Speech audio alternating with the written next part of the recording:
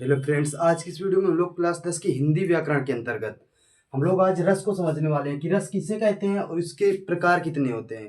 तो अगर आप भी क्लास 10 में और बोर्ड एग्जाम 2027 की तैयारी कर रहे हैं तो ये वीडियो आपके लिए बहुत ही इंपॉर्टेंट होने वाला है। अगर आप ये वीडियो पूरा देख लेते हैं तो हिंदी में आपके 1 नंबर पूरे पक्के होने वाले इसी वीडियो के माध्यम से। तो रस क्या होते हैं, सबसे पहले हम लोग समझते हैं कि रस क्या होते हैं।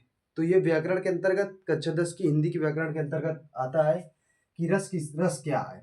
तो जब किसी काव्य को पढ़कर, सुनकर या देखकर जो आनंद की अनुभूति होती है उसे रस कहते हैं। जैसे हमने किसी काव्य को पढ़ा, उसमें हमको मजा आया, हंसी आई, या उसको देखकर हम, या किसी ने कुछ बोला, हमने उसको सुनकर हमें जो हंसी आई, मजा आई, या किसी चीज को हमने देखा और हमें मजा आई, तो उसमें जो आनंद की अनुभूति होती है उसे रस कहते हैं।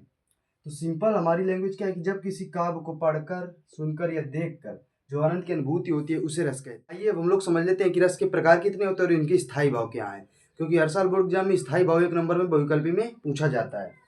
तो रस के प्रकार, तो हमारे 9 प्रकार के रस होते हैं। वैसे 11 माने गए हैं लेकिन अब हमारे 9 ही रस हैं। तो रस हमारे 9 प्रकार के होते हैं और इनके स्थायी भाव हमको जरूर से पता होने चाहिए। जैसे हमारा पहला है श्रृंगार रस। तो श्रृंगार रस का जो हमारा स्थायी भाव होता है वो होता है रति। हास रस का स्थायी भाव होता है हास। करुण रस का स्थायी भाव होता है शोक। रौद्र रस का स्थायी भाव होता है क्रोध। वीर रस का स्थायी भाव होता है उत्साह। भयानक रस का स्थायी भाव होता है भय। विभत्स रस का स्थायी भाव होता है जुगुप्सा।